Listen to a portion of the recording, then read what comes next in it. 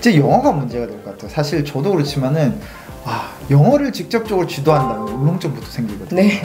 영어 어떻게 해야 될까요? 부모가 잘해야 아이가 잘한다. 초등맘 TV. 안녕하세요. 부모가 잘해야 아이가 잘한다. 초등맘 TV, 저는 도반장입니다. 자, 1부에 이어서 2부도 시작해 볼 건데요. 자, 2부에서는 1부 마지막에 예고 드린 대로 이제 과목별로 학습법에 대한 이야기 접근하도록 할 건데요. 초등학교 이제 있어서 공교육과 사교육 이야기를 우리가 안 해볼 수가 없어요. 그런데 사실 이 공교육에 대한 부분들이 여러분들 조금 더 깊이 아셨으면 좋겠다는 생각이 들거든요. 많은 부모님들이 불안감에 사교육이 교육에 다라고 생각을 하시는데 솔직히 현실은 그렇지 않잖아요. 일부에서 말씀하셨던 상위 1%의 친구들의 공통된 부분 중에 하나가 바로 공교육에 굉장히 충실하다는 거거든요. 그런 의미에서 첫 번째 질문 지금 드린 거대로 어떻게 좀 이 부분들이 다르게 접근을 해야 될까요? 네, 너무 좋은 말씀 해주셨는데요. 우선은 공교육하고 사교육의 밸런스를 맞추는 게 참 어려운 일이고 쉽지 않은 건 알고 있습니다. 근데 우리가 줄을요 사교육으로 잡으면요 너무 힘들어요. 어머님도 지치시고 아이도 지칩니다. 그래서 주는요 공교육이 되셨으면 좋겠어요.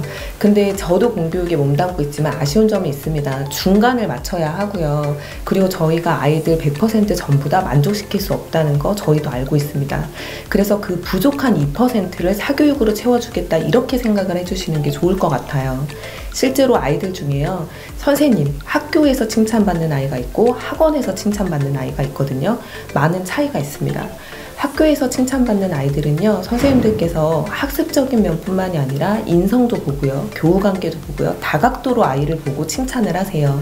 그래서 학기 말에 종합의견을 보셔서 담임선생님께서 정말 많은 칭찬을 해주셨다면 아주 아이가 잘 크고 있다고 생각해 주시면 될 것 같습니다. 그런데 아쉬운 거는요 학원에서만 칭찬받는 친구들이 있더라고요.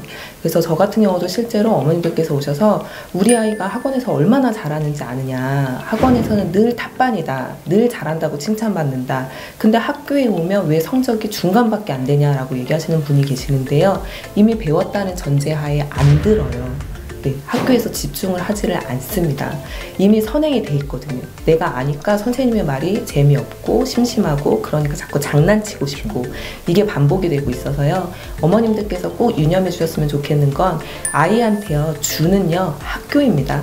그래서 학교에 충실해 주시고 아이가 부족하거나 또는 학교에서 조금 더 배웠으면 좋겠는데 아쉬운 부분은 사교육으로 채워주겠다라고 생각해 주시면 좋을 것 같아요. 자, 그러면 이번에는 두 번째 질문 드리겠는데요. 자, 이번엔 과목별로 그러면 조금 전략을 세우는 부분을 좀 얘기해 주시면 좋을 것 같아요. 먼저 이제 국어, 영어, 수학, 사회, 과학 이렇게 초등학교 때 이렇게 5과목 주요 과목이 있는데 첫 번째로 국어는 어떤 식으로 전략을 세워나가는 게 좋을까요? 네, 국어는 역시 독서입니다. 많은 분들이 강조하시는 이유가 있는 것 같고요. 그리고 실제로 학교에서도 독서를 많이 한 친구들이 두각을 나타내는 부분이 많아요. 그렇다고 무조건 아이한테 책만 읽어라 라고 하시면 안 되고요. 아이가 책을 읽고 어떤 점을 느꼈고 어떤 걸 알게 됐는지 누군가하고 이야기를 해봐야 되거든요. 근데 그걸 바로 논술 수업으로 연결해 버리시는 게 아니라 우선 어릴 때부터 어머님이 그리고 아버님께서 아이랑 책에 대해서 충분히 얘기해 주시는 거 정말 중요하다고 생각을 합니다. 정말 부탁드리고 싶은 거 무릎 독서입니다. 부모님이 아이를 무릎에 앉혀놓고 어렸을 때부터 책을 읽어주신 분들은요 아이가 무척 책을 좋아하게 되고 이해력도 빠르게 되더라고요. 그렇게 아이한테 책과 친해지고 풍부한 어휘를 알게 되면 그 다음에 아이가 추론으로 이어질 수 있게끔 연결해 주시는 거예요. 내가 알고 있는 지식을 바탕으로 내가 모르는 것까지 어느 정도 생각해내는 그런 추론 능력 있죠? 이걸 이어가 주시는 게 필요하다고 생각이 돼요. 어렸을 때는 그게 부모님께서 많이 해주셔야 되는 부분이라고 생각이 되고요. 특히 초등학교 저학년 때는 어휘가 중요하잖아요. 책도 충분히 읽어보고요. 그리고 아이가 어휘가 부족하다고 하면 어휘와 관련되는 간단한 단어집이나 또는 끝말잇기나 여러 가지 방법으로 아이한테 어휘력을 향상시켜 주시는 게 가장 좋은 방법입니다. 네, 그럼 국어는 이렇게 많은 부모님들이 직접 조금 도움을 주실 수 있는데 이제 영어가 문제가 될 것 같아요. 사실 저도 그렇지만은 영어를 직접적으로 지도한다는 울렁증부터 생기거든요. 네. 영어 어떻게 해야 될까요? 요즘요 엄마표 영어로 정말 주변에서 많이 하시죠. 그리고요 엄마표 영어를 못하면 내가 꼭 능력이 없는 엄마인 것 같고 내가 아이한테 아직 다 못해주는구나 라고 자격지심 느끼시는 분도 많으신 걸로 알고 있습니다.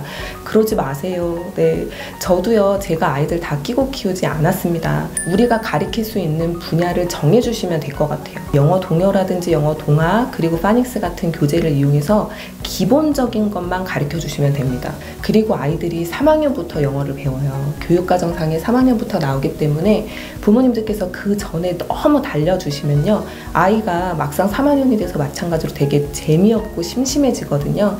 그래서 부모님들께 말씀드릴 거는 3학년 입학 전에는 기본적인 파닉스를 알아두고 그리고 어느 정도 간단한 회화를 할 수 있을 정도로 좀 접해 주시는 거 그걸 추천드리고 싶습니다. 네, 그러면 세 번째 바로 수학인데 수학은 아마 많은 부모님들이 국어와 영어 정도 사이에 있는 과목이라고 생각하실 것 같아요. 네. 자, 수학은 그럼 어떻게 접근해야 될까요? 네, 초등학교 고학년 아이들의 수학은요 가끔 저도 이렇게 어려운 걸 풀어 할 아이들이 있어요.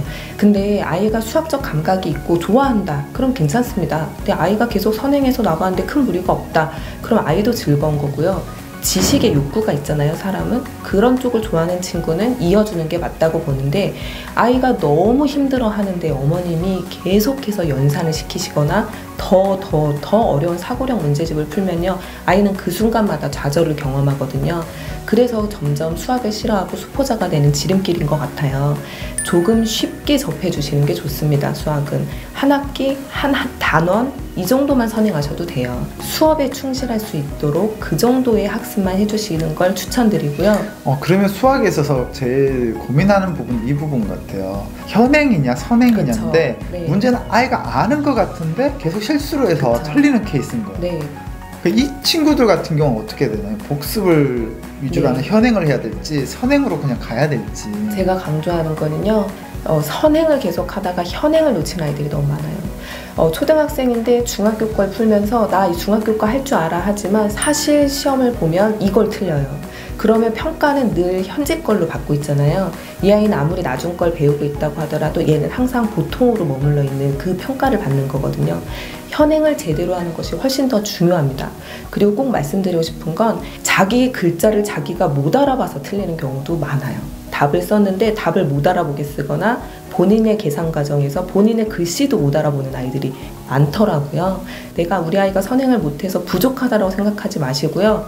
현행을 충실히 할 것. 특히 수학 같은 경우 저학년 때는 사실 성취 기준이 쉽습니다. 네, 이때는 수학 학습을 더 하려고 하지 마시고요. 수학적 감각을 길러내는 시기다라고 생각해 주시는 게 더 좋을 것 같아요. 네, 자 그럼 마지막으로 주요 과목 중에서 이제 사회과학이 남았는데요. 네. 사실 이제 초등학교 3, 4학년 넘어가면서 사회과학에서 굉장히 힘들어하는 친구들이 많거든요. 네. 이 사회과학은 어떤 공부 전략이 필요할까요? 사회과학은요 용어가 어려워져요. 특히 3학년부터 뭐 축척, 방위, 우리 동네에 대한 것들이 막 나오기 시작하면요 아이들이 그 말 자체가 어렵다고 느끼거든요. 그래서 말씀드리고 싶은 거는요 아이들이 그 단어 자체를 그냥 외우기보다 이 단어가 무슨 뜻인지를 알게끔 해주시는 게 더 중요할 것 같아요. 그래서 초등학교 3학년 사회에 나오는 용어들에 대한 학습을 먼저 하시는 걸 추천드리고요. 그리고 과학 같은 경우에는 사실 아이들이 되게 좋아하는 과목입니다. 네, 아이들이 실험하면서 되게 즐거워하거든요. 근데 지금 코로나라서 실험을 못했기 때문에 아이들이 이 모든 걸 그냥 이론으로 습득하고 있어서 힘든 거잖아요. 그래서 사실 사회랑 과학 같은 경우는요 용어에 대한 정의를 먼저 해주실 것. 용어가 어떤 뜻인지를 아이들이 알아야 학습을 할 수 있으니까 용어에 대한 설명을 많이 해주시고요. 그리고 두 번째는요 다양한 영상들이 많이 있어요. 실제로 그래서 아이들이 다양한 학습 만화도 보고 그리고 학습 영상도 보면서 좀 친근하게 느낄 수 있는 과목이 사회과학이면 나중에 학습할 때 어려워하지 않습니다. 여러분 아시겠죠? 자, 이렇게 주요 과목에 대한 좀 더 전략을 여러분 짜시면 좋고요. 좀 더 구체적인 내용들은 사실은 이 공부 자존감은 초3에 완성된다는 책 속에 있으니까 여러분들은 책을 꼭 참고하셨으면 좋고 꼭 읽어보시기를 권해드립니다. 자, 그러면 오늘 2부 마지막 질문 될 것 같은데요. 주요 과목만이 또 네. 중요한 건 아니잖아요. 그쵸. 특히 한자 그리고 코딩, 예체능이 있는데 먼저 네. 한자 공부 사실은 꼭 해야 되냐라는 질문 생각보다 많거든요. 네. 어떻습니까? 우리 어휘를 이해하는 데 한자를 알면 확실히 편해요. 한자를 알면 중국어 공부하거나 일본어 공부할 때도 확실히 편한 거 사실입니다. 근데 안타까운 거는요, 유치원 졸업할 때 아이들이 한자 자격증 시험 보러 많이 가더라고요. 굳이 그렇게까지 하실 필요는 없다고 생각합니다. 어휘를 이해하는 정도로 하셨으면 됐지, 이걸로 아이가 자존감을 얻을 수 있어, 이 자격증을 받으면 아이가 한자에 대해 자부심을 느낄 수 있어 라면서 이 자격증 공부하느라 아이가 그 어린 시절에 공부할 필요 없는 거거든요. 그냥 아이랑 재미나게 한자 학습해 주시면 되고요. 초등학교까지는 한자 시험 같은 게 전혀 없습니다. 중학교 가면서 한자 과목이 생기잖아요. 그때까지 아이들이 재미나게 한자 공부하도록 해주시면 돼요. 마찬가지로요, 한자도 영상이 되게 많습니다. 뭐 마법천자문이라든지 한자왕 주몽이라든지 이런 학습 만화도 많이 있어요. 그래서 아이들이 이걸 보고 어떤 뜻인지 어떻게 읽는지만 알면 됩니다. 지금은 어딘가에 쓸 필요가 없는 상황이에요. 아이가 재미나게 한자 학습하는 정도로 초등학교 저학년 때는 생각해 주시면 좋을 것 같습니다. 요즘 들어서 가장 핫하게 이슈되는 것 중에 하나가 바로 인공지능 시대에 네. 코딩 공부를 꼭 해야 된다 이러면서 하는데, 사실 이 코딩 공부의 필요성이 꼭 있는 것인지 사실 조금 저도 궁금하고요. 네. 그리고 필요하다라면 어떤 방식으로 접근을 해야 되는지도 조금 이야기를 듣고 싶거든요. 아이들을 보다 보니까요, 그것도 감각 있는 아이들이 확실히 있더라고요. 코딩에서 원하는 건 논리적 사고 능력이잖아요. 이 친구들은 코딩을 똑같이 수업을 해도요, 딱 두각을 나타내면서 앞으로 내가 코딩을 더 배워보고 싶어 라고 나타나요.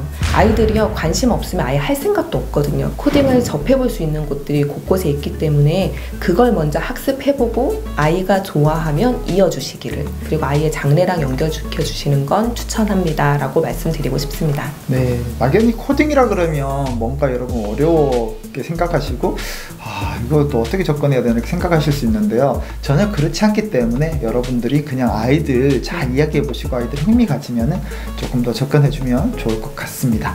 자, 마지막 질문 네. 제가 드려야 될 것 같은데요. 2부에서 주로 이 질문 많이 하세요.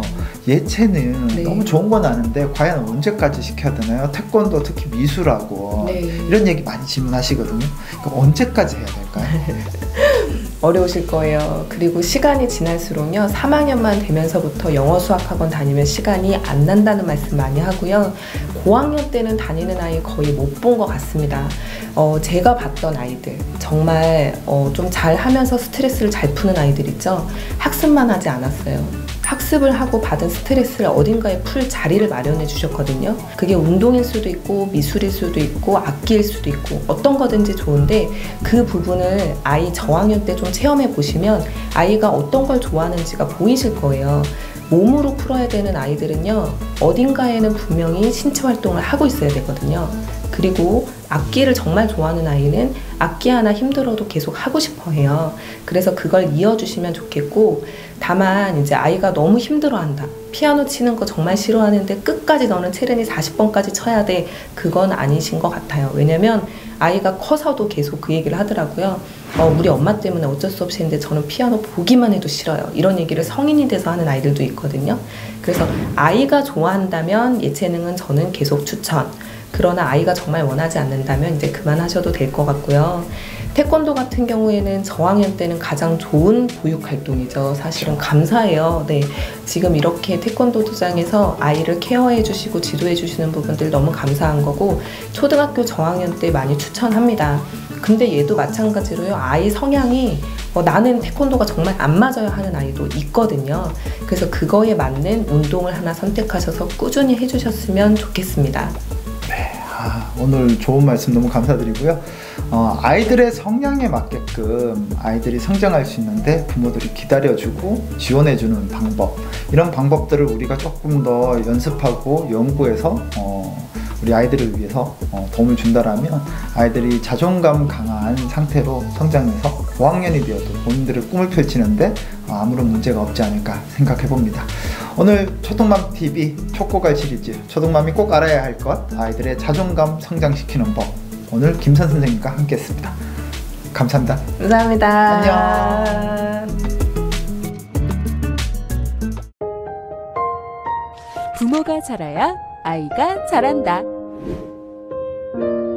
초등맘TV